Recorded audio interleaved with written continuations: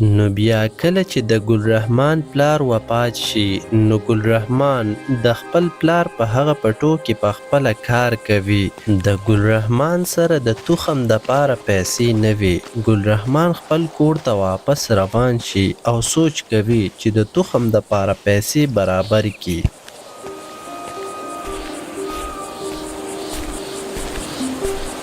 د ګل رحمان سره بله سلار نه وي نو ګل رحمان د ټولو نه مخکې خپل کور ته راشي. د ګل رحمان دا مطلب وي چې مور به راته څه نه څه پیسې برابر کړي.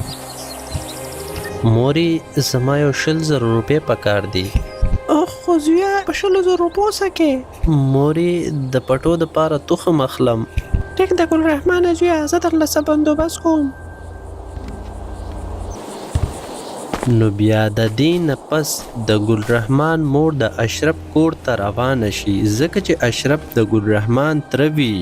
د ګل رحمان د مور دا مطلب وي چې د ګل رحمان تره اشرف به ماته پیسې راکړي.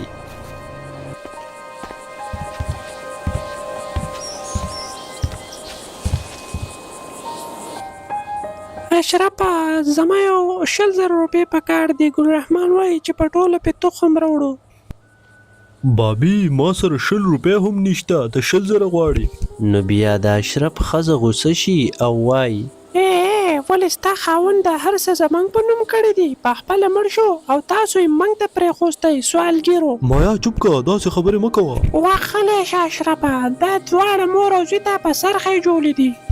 د اشرف ښځه داسې خبرې وکړي او بیا هلته نه لاړه شي. بابي ته خفه کېږه مه د مایا به زه درنه زه معافي غواړم. نه اشرفه د معافۍ غوښتلو هېڅ ضرورت نشته.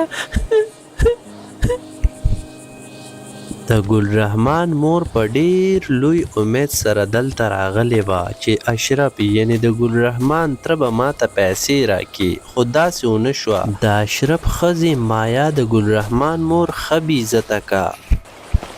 بیا د دې نه پس د ګل رحمان مور د کلي د ملک حجرې ته راشي. د ګل رحمان د مور دا مطلب وي چې د کلي ملک په مې څه نه څه مدد وکړي. د اشرف د کور نه خو په ډېره بې عزتۍ راوتی یم.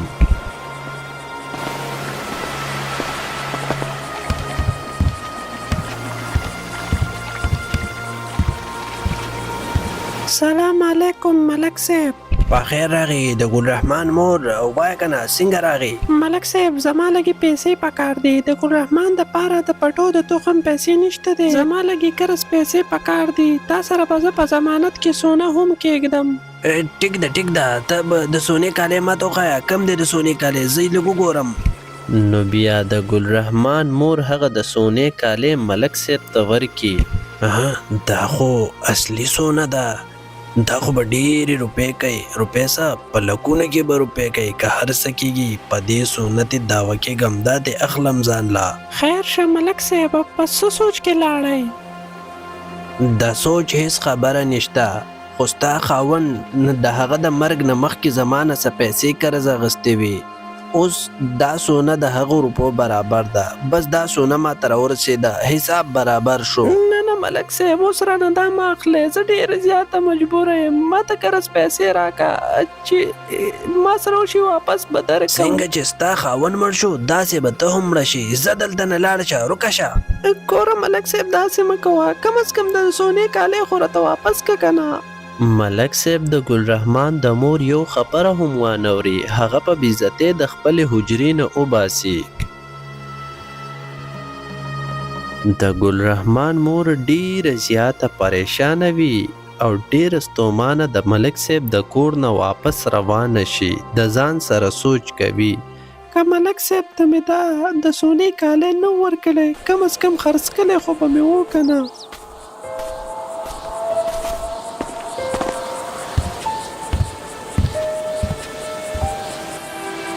ولی موري دا ته جاړې ولې؟ نو بیا د ګل رحمان مور ټوله کهاني ګل رحمان ته وکړي. دا څه وی موري دا ملک به زه جمدی نه پرېږدم ته صبر وکړه دا زه وچنم.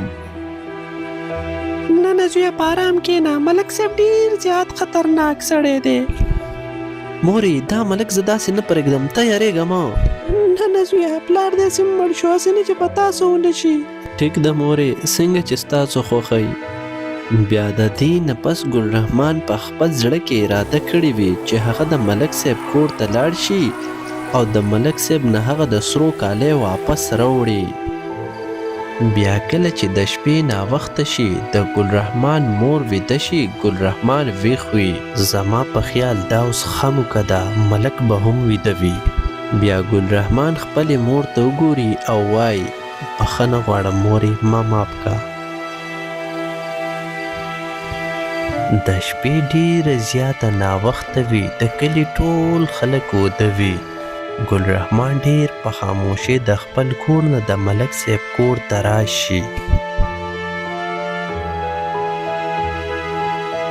ګل رحمان چې کله د ملک صاحب کور ته داخل شي ګل رحمان ډیر زیات خوشحاله وي ځکه چې په دې شپه د ملک صاحب چوکیداران هم نه وي.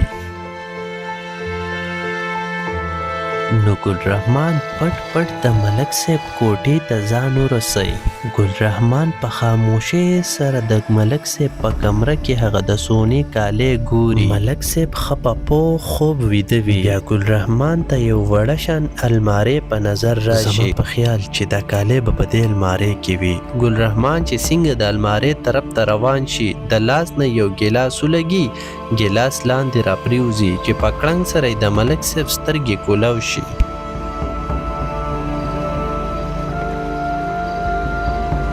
یا لکه دا څوکي.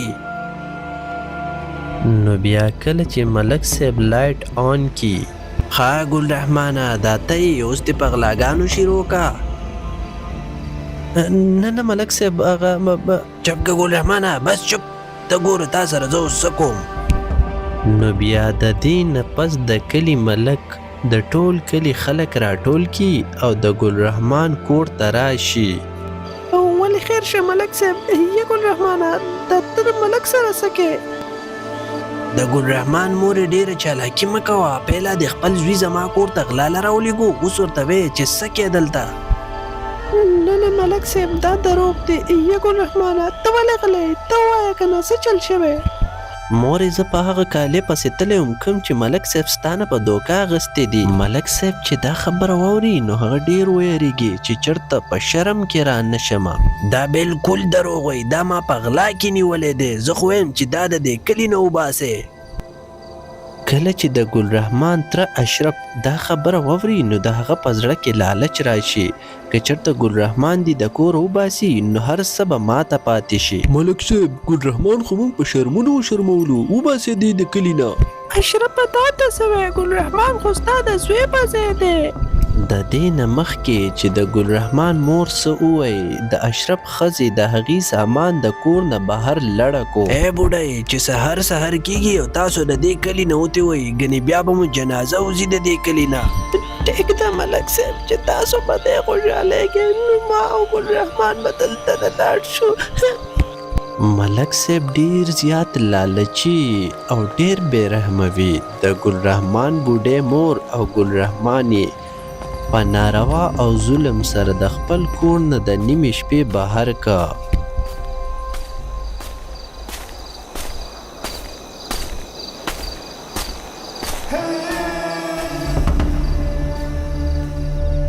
ګل رحمان او د هغې مور ډیر زیات بې وسه وي. هغې ډیر پریشانه وي چې اخر ځي به چېرته.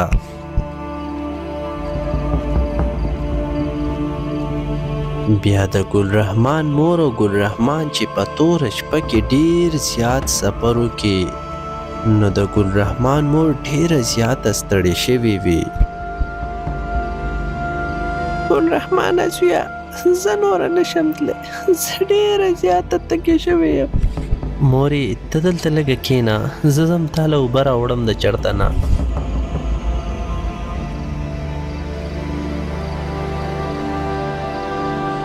نو بیا ګل رحمان چې کله په اوبو پسې لاړ شي نو هلته نه یو دوه خطرناک ډاکوان را روان وي. ډاکوان په منډه منډه د ګل رحمان د مور طرف ته راشي. ملګرو اپیسوډ نمبر 1 تاسو کتلی و، دا اوس اپیسوډ نمبر 2 دی. د دې نه پس به راځي پارټ نمبر 3. که ویډیو مو خوښه شوې وي نو لایک، کمنټ، شیر اور سبسکرایب ضرور وکړئ. په کمنټ سیکشن کې ووایئ چې پارټ نمبر 3 ضروری دی او که نه. تھینک یو فار واچینګ.